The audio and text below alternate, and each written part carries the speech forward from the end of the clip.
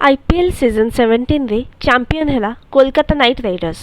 प्रथमे आक्रमणात्मक बोलिंग परी धुआंधार बैटिंग।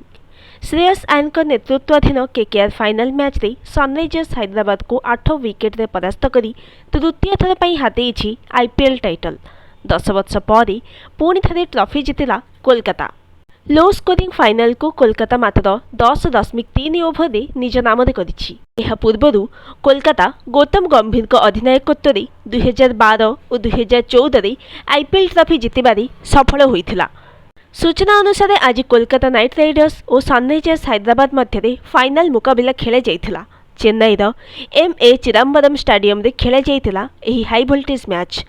एही मैच रे टॉस जीति प्रथमे बैटिंग निष्पत्ति नैथिला हैदराबाद, किंतु हैदराबाद पई एही निष्पत्ति भूल साब्यस्त होइथिला। मिचेल स्टार्कर आक्रमणात्मक बोलिंग सामना करि नथिले हैदराबाद टॉप ऑर्डर।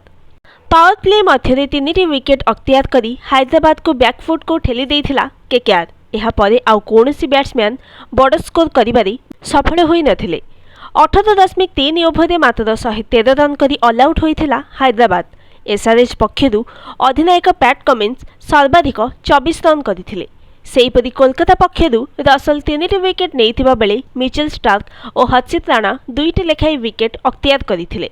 114 रन विजय लक्ष्य नहीं पड़िया को ओह्लाइथिबा केकेआर आरंभरू धुआंधार खेलिथिले। मात्र 10.3 ओभर यह लक्ष्य को हासिल करिथिला कोलकाता।